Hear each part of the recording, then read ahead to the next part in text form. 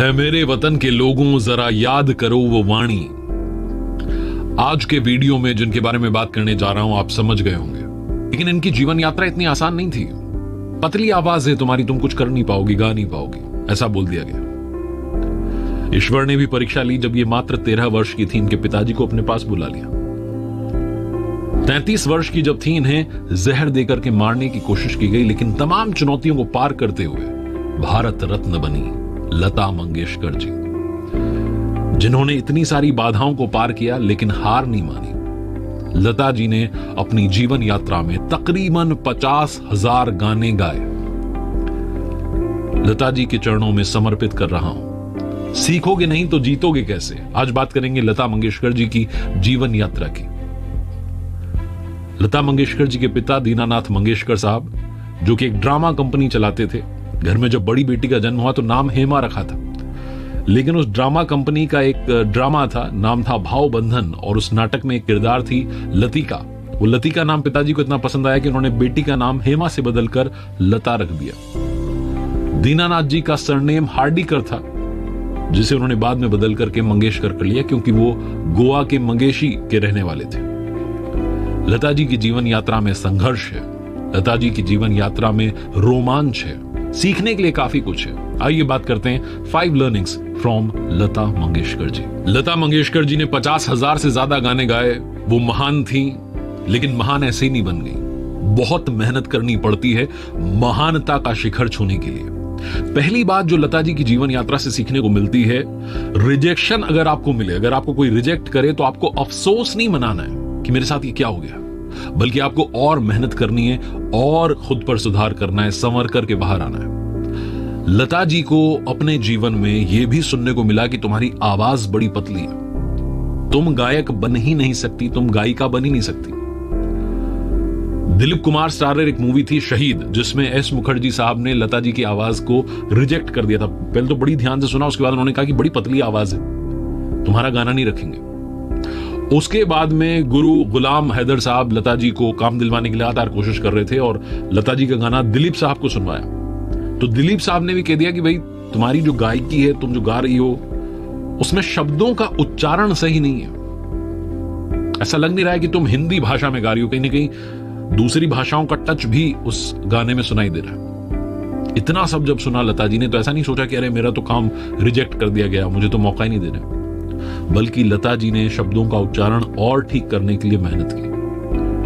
अपनी आवाज की वजह से तो वो आज जानी गई है, क्योंकि गुरु गुलाम हैदर साहब ने कहा था कि देखना एक दिन, लता जी के लिए उन्होंने कहा था कि देखना एक दिन हर फिल्म मेकर इस लड़की के कदमों में होगा, रिक्वेस्ट कर रहा होगा कि प्लीज आप अपना गाना मेरी मूवी के लिए गा दीजिए।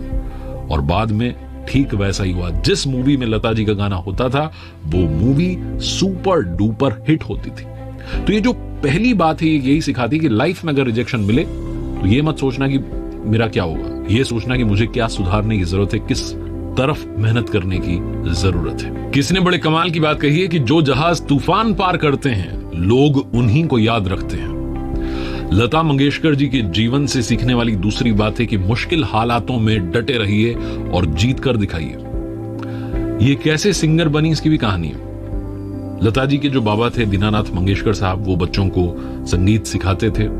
एक दिन बाबा घर में नहीं थे तो नन्ही लता जी बच्चों की गायकी में सुधार करवा रही थी कि ये राग आपने ऐसे नहीं, ऐसे होता ही वो। और जब वो ये सुधार करवा रही थी, जब सिखा रही थी, जो बच्चे आए थे उनको करेक्ट कर रही थी, उस वक्त बाबा पीछे आकर खड़े हो गए और लता जी की जो आई थी, मम्मी थी, उनसे कहने लगे कि मैं बाहर के बच्चों को सिखा रहा हूं, हमारे तो घर में ही गवैया है। और उस दिन के बाद से पिताजी ने लता जी को भी संगीत की शिक्षा देना शुरू किया। शास्त्रीय संगीत के बहुत बड़े प्रशंसक थे दीनानाथ मंगेशकर जी, और वो नहीं चाहते थे कि उनकी बेटी फिल्मों में गाए, लेकिन शायद ईश्वर को कुछ और मंजूर था। जब 13 साल की थी लता जी 1942 में, उनके पिताजी ये दुनिया छोड़कर चले गए। परिवार की जो आर्थिक स्थिति थी वो डावाडोल हो गई और लता जी को मजबूरी में फिल्मों में गाना गाना शुरू करना पड़ा। छोटे छोटे जो किरदार थे वो करना शुरू करना पड़ा। और वो कहती हैं कि मैं अपने जीवन में शादी नहीं कर पाई क्योंकि मेरे ऊपर, मेरे कंधों पर परिवार का बोझ था, जिम्मेदारियां थी, मैं चाह करके भी शादी नहीं कर पाई। उनके शादी नहीं करने की एक बहुत बड़ा जो रीजन था वो ये था कि परिवार को उन्हें संभालना था, क्योंकि घर में सबसे बड़ी लता जी ही थी और उन्होंने परिवार की जिम्मेदारियों को बखूबी निभाया और बताया दुनिया को कि कैसे मुश्किलों का सामना किया जाता है और कैसे इतनी सारी मुश्किलों में से आप बाहर निखर करके आ सकते हैं, दुनिया में छा सकते हैं। सीखने वाली तीसरी बड़ी बात लता जी की जीवन यात्रा से है, जीवन में जीने की जिद हमेशा जिंदा रखिए। लता मंगेशकर जी जब 33 साल की थीं, साल था 1963, तब उन्हें किसी ने जहर देकर के मारने की कोशिश की थी। लता जी ने एक बार इस किस्से पर डिटेल में बात की और कहती हैं कि हम मंगेशकर्स वो दौर, वो समय याद नहीं करना चाहते क्योंकि भयानक दौर था। कहती हैं मुझे धीमा जहर दिया गया था, मैं बिस्तर से बमुश्किल उठ पाती थी, 3 महीने तक हाल बेहाल था। डॉक्टर्स ने बताया कि आपको धीमा जहर देकर के मारने की कोशिश की गई है। लेकिन लता जी कहती हैं कि जो डॉक्टर्स ने ट्रीटमेंट किया और जो मेरी जीने की जिद थी कि मुझे जीना है, मुझे मरना नहीं है, शायद उसी की वजह से वो रिकवर हो पाई। और लता जी कहती हैं कि 3 महीने तक बिस्तर पर रहने के बाद मैं फिर से रिकॉर्ड करने लायक हो गई। ठीक होने के बाद में लता जी ने जो पहला गाना गाया वो था कहीं दीप जले कहीं दिल, जिसे हेमंत कुमार साहब ने कंपोज किया था। लता जी कहती हैं कि हेमंत दा मेरे घर आए थे, मेरी माँ से परमिशन ली कि मैं इसको लेकर के जाना चाहता हूँ, गाना रिकॉर्ड करवाना चाहता हूँ, और अगर कहीं भी मुझे लगा कि स्ट्रेस है, कहीं टेंशन दिखी तो मैं वापस घर छोड़ के चला जाऊंगा, आप चिंता मत कीजिए। लेकिन लता जी कहती हैं कि जब मैं स्टूडियो में गई, मैंने गाना गाया तो मुझे विश्वास हो गया कि मेरी आवाज आज भी वही है और मैं खूबसूरत गाने गा सकती हूँ। कमाल की बात यह रही कि उसी गाने के लिए कहीं दीप जले कहीं दिल, जहर देने के बाद, रिकवर जब होने के बाद, जब वो वापस जाकर के गाना गाती हैं तो उसी गाने के लिए लता जी को फिल्म फेयर अवार्ड से पुरस्कृत किया गया था। कहने का मतलब है कि लाइफ में इतना बड़ा सदमा लगने के बाद भी हार नहीं मानी, जिद पर अड़ी रही और जब वापसी की तो क्या शानदार वापसी की। यही सिखाती हैं लता जी कि लाइफ में फाइटर बनिए। सीखने वाली चौथी बात है जिंदगी में दरिया दिली कम मत होने देना, दरिया दिल बनिए। यही सिखाती हैं लता ताई। लता मंगेशकर जी ने अपनी जीवन यात्रा में तकरीबन 50,000 गाने गाए 36 अलग अलग भाषाओं में, और छत्तीसगढ़ी में एकमात्र उन्होंने गीत गाया। लेकिन इस गीत की भी अपनी मजेदार कहानी है। जो गीतकार थे वो बार बार कोशिश कर रहे थे कि लता जी उनके लिए गाना गाएं, लेकिन बात बन नहीं पा रही थी, तो उन्होंने प्रण ले लिया कि जब तक गाना रिकॉर्ड नहीं हो जाता तब तक उपवास करूंगा। लता जी ने छत्तीसगढ़ी में पहला गाना गाया जिसके लिए 2 लाख रुपए की फीस डिसाइड हुई थी। लता जी ने 1.5 लाख रुपए लिए, 50,000 रुपए गीतकार को लौटाते हुए कहा कि आप जाइए और इसकी मिठाई बांट देना, क्योंकि मैंने पहली बार छत्तीसगढ़ी में कोई गीत गाया। 1983 का विश्व कप जब भारत ने जीता, क्रिकेट के लिए बहुत ज्यादा प्रेम था लता ताई का। 1983 में जब टीम इंडिया वर्ल्ड कप जीती तो बोर्ड के पास में खिलाड़ियों को देने के लिए पैसे नहीं थे। बोर्ड के अध्यक्ष चाहते थे कि भाई इनाम दिया जाए, लेकिन कैसे, पैसे तो ही नहीं। लता मंगेशकर जी ने दिल्ली में एक कॉन्सर्ट किया था, उसके लिए बोर्ड से उन्होंने कोई फीस नहीं ली, और उस कॉन्सर्ट से जो रकम आई तकरीबन 20 लाख रुपए उस जमाने में, उसके बाद में हर खिलाड़ी को 1-1 लाख रुपए स्टाफ को बोर्ड की तरफ से दिया गया। और वो चाहती थी कि जितना हम कमा पा रहे हैं उसका कुछ हिस्सा मदद में जरूर जाना चाहिए। जब ये कोविड काल आया तब भी उन्होंने अपनी तरफ से रिलीफ फंड में मदद दी है। लता ताई अपने खुद के गाने सुनना पसंद नहीं करती थी। एक बार गाना गा दिया उसके बाद में दोबारा नहीं सुनती थी, क्योंकि अगर वो दोबारा गाना सुनती थी तो उन्हें अपनी गलतियां पकड़ में आती थी और वो उदास हो जाती थी कि म्यूजिशियन सुनेगा, कंपोजर सुनेगा, प्रोड्यूसर सुनेगा, ये सब सुनेंगे, मेरी गलतियां पकड़ेंगे। तो बहुत दिनों तक उदास रहती थी उस बात से, तो इसलिए अपने गाने सुनती नहीं थी। लेकिन लता ताई से सीखने वाली बात है कि हमेशा लर्नर बनिए। इस लर्निंग सीरीज में मैं कहता हूं कि सीखोगे नहीं तो जीतोगे कैसे। प्रीति जिंटा के लिए एक मूवी में उन्होंने गाना गाया तो उन्होंने पूछा कौन सी एक्ट्रेस है।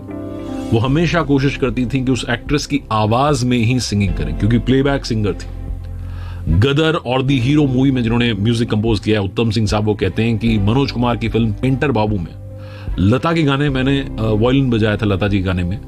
एक एल्बम बना था ओम साईं राम, उसमें लता जी के 12 गाने थे। वो कभी थकती नहीं थी, पहले 7 से 8 बार रिहर्सल करती थी, फिर गाना रिकॉर्ड करती थी। कभी हम कहते थे कि 1 मोर, तो कभी पूछती नहीं थी कि दोबारा से हम टेक क्यों ले रहे हैं। यश चोपड़ा जी को लता दीदी छोटा भाई मानती थी। उनकी जो मूवी थी दिल तो पागल है, वो जब गाने रिकॉर्ड हो रहे थे तो उत्तम सिंह जी कहते हैं कि मैं उनसे कहता था कि हम इनको टुकड़ों में रिकॉर्ड कर लेते हैं, आप अंतरा अंतरा ऐसे करके रिकॉर्ड कर लेते हैं कि अंतरा। तो लता जी कहती थी कि पूरा गाना एक साथ क्यों नहीं। वो कभी भी थकती नहीं थी, हमेशा सीखना चाहती थी, हमेशा अपने अंदर सुधार लाने की कोशिश करती रहती थी। इतनी महान सिंगर होने के बाद भी उन्होंने सीखना नहीं छोड़ा, यही बात उन्हें महान बनाती है। लता ताई से जब एक इंटरव्यू में पूछा गया कि क्या आप अगले जन्म में भी लता बनना पसंद करेंगी, तो लता जी ने कहा कि मैं लता बनना पसंद नहीं करूंगी। जो इंटरव्यू ले रहे थे उन्होंने पूछा कि क्यों, तो लता जी ने कहा कि लता की परेशानियां सिर्फ लता जानती है। हम सब जानते हैं कि उन्होंने जिंदगी में कितनी सफलता हासिल की, लेकिन उसके पीछे कितना संघर्ष रहा, कितनी परेशानियां झेली, ये लता जी ही जानती थी। क्रिकेट की बहुत बड़ी फैन थी, सुनील गावस्कर साहब, सचिन तेंदुलकर, MS धोनी, ये सब उनके फेवरेट क्रिकेटर थे। MS धोनी ने जब रिटायरमेंट की बात चल रही थी, उनको रिटायरमेंट को लेकर के रूमर्स उड़ रहे थे, हालांकि बाद में उन्होंने रिटायरमेंट अनाउंस किया, लेकिन जब ये अफवाहें उड़ रही थी, लता जी ने ट्वीट किया था बकायदा MS धोनी को, लिखा कि नमस्कार MS धोनी जी, आजकल मैं सुन रही हूं कि आप रिटायर होना चाहते हैं, ऐसा मत कीजिए, देश को आपके खेल की जरूरत है, और ये मेरी भी आपसे रिक्वेस्ट है कि रिटायरमेंट का विचार भी आप मन में मत लाइए। इतनी सहज, सरल और विनम्र थी लता ताई। लता ताई जिन्होंने कि हर एरा की एक्ट्रेस के लिए गाने गाए, उनका सिंगिंग करियर 80 साल से ज्यादा करा।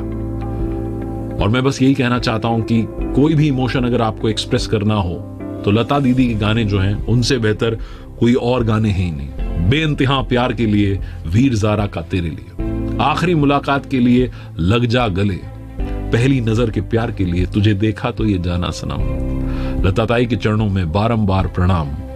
ईश्वर आपकी पुण्यात्मा को अपने श्री चरणों में स्थान दे, उनका धाम दे, यही हम सबकी कामना है, यही हम सबकी दुआ है। लता ताई, आप हमेशा जियो।